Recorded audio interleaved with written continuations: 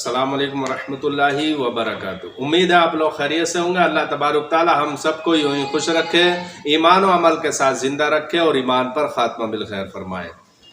आज मैं आपको दो बहुत ही अहम बातें बताने वाला हूं। पहली चीज़ तो ये है कि पांचों वक्त में कितनी रकात सुन्नत है और कौन सी फ़र्ज़ है और कौन सी सुन्नत मौक़िदा है, कौन सी सुन्नत गैर मौक़िदा है और क्या नवाफिल है, ये इंशाअल्लाह मुख्तसर तौर पर मैं आपको बताऊंगा।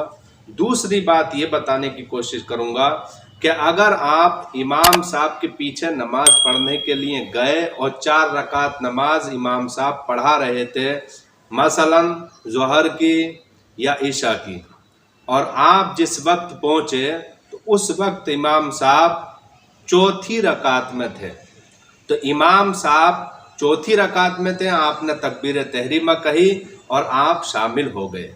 अब इमाम साहब की चौथी रकात ये पूरी हुई, अत्तहियात में बैठे और सलाम फेर दिया। अब सलाम फेरने के बाद आपको अपनी 3 रकात किस तरीके से अदा करनी है, ये दोनों बातें मैं आपको इस क्लिप के अंदर बताने वाला हूँ। आपके जहन में इस तरह के सवालात हैं, कमेंट में पेश करें, मैं जवाब देने की सआदतें हासिल करूंगा। बहुत ही तवज्जो से सुने और ये बात मैं मुस्तनद और मोतबर किताबों के हवाले से आपके सामने रख रहा हूँ।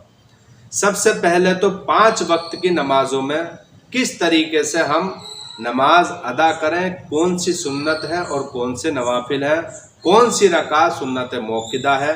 फजर के अंदर हालांकि ये मसला आप तमाम ही हजरात जानते हैं, कौन सी नमाज में कितनी रकात है और क्या क्या है, लेकिन मैं आपके और याददाश्त के लिए आपके सामने बयान कर देता हूँ।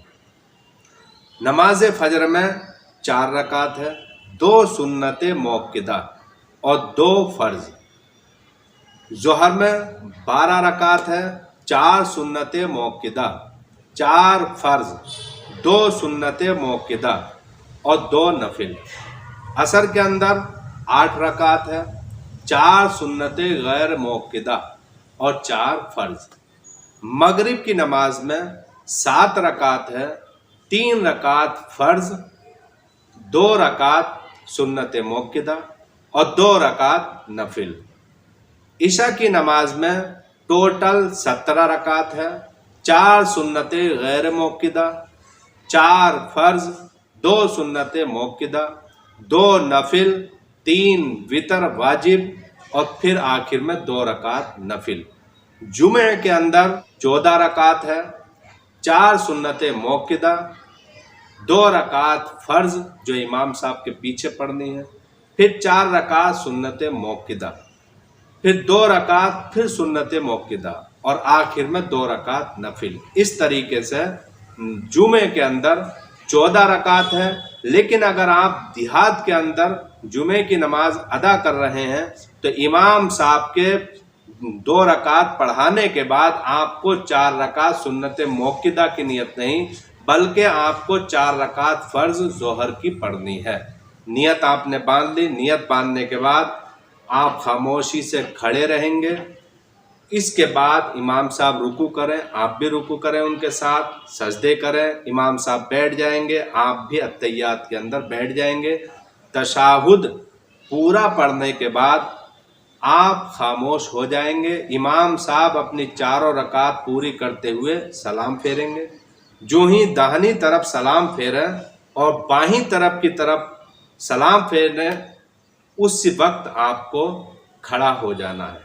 अब आप खड़े होने के बाद सना पढ़ेंगे, तावुज़ पढ़ेंगे, बिस्मिल्लाह पढ़ेंगे और सूरह फातिहा और कोई सूरत पढ़ेंगे। इसके बाद रुकू करेंगे, सजदा करेंगे। सजदा करने के बाद अब आप बैठ जाएंगे, अत्तहियात पूरी पढ़ेंगे, क्योंकि ये आपकी दूसरी रकात है। अत्तहियात पूरी पढ़ने के बाद दुरूद इब्राहिम नहीं पढ़ना, अब आप वापस खड़े हो जाएंगे। खड़े होने के बाद अब आपको सूरह फातिहा और कोई सूरत पढ़नी है। उसके बाद वापस रुकू करना है, फिर सजदे करने हैं। यह आपकी तीसरी रकात है और इसके अंदर बैठना नहीं है। चौथी रकात के लिए अब आप खड़े हो जाएंगे। चौथी रकात में सिर्फ आपको सूरह फातिहा यानी अल्हम्दुलिल्लाह पढ़नी है, सूरत नहीं मिलानी है। اس کے بعد رکوع کرنا، سجدے کرنا، پھر آپ بیٹھ جائیں گے. یہ آپ کا قاعدہ آخرہ ہے. اب آپ کو التحیات، درود ابراہیم، دعائے معصورہ پڑھ کر اب آپ کو سلام پھیرنا ہے. اس طریقے سے آپ کو 4 رکعات ادا کرنی ہے. یہ اس شخص کے لیے ہے جس کی 3 رکعات چھوٹ گئی تھی اور امام صاحب کی آخری رکعت میں شامل ہوئے تھے. اور آخری رکعت میں جب آپ شامل ہوں گے تو خاموشی سے کھڑے رہنا ہے. نہ آپ کو ثنا پڑھنی ہے، نہ تعوذ پڑھنی ہے، نہ تسمیہ پڑھنی ہے، نہ سورہ فاتحہ، نہ کوئی سورت. امام صاحب کے پیچھے بالکل خاموشی سے کھڑے رہیں گے. امید ہے آپ نے پوری بات مکمل سمجھ لی ہوگی اور یہ بات آپ کو در مختار میں مل جائے گی اور فتاوی فیض الرسول پہلی جلد کے اندر آپ کو مل جائے گی. میں آپ سے گزارش کرتا ہوں اس کلپ کو زیادہ سے زیادہ لوگوں میں شیئر کریں. اکثر حضرات ان مسائل سے غافل ہوتے ہیں، بے خبر ہوتے ہیں، تاکہ ان کو آپ کی وجہ سے علم حاصل ہو جائے اور آپ کو بھی ثواب حاصل ہو جائے، آپ کے نامہ اعمال میں ثواب کا اضافہ ہو جائے. السلام علیکم ورحمۃ اللہ وبرکاتہ.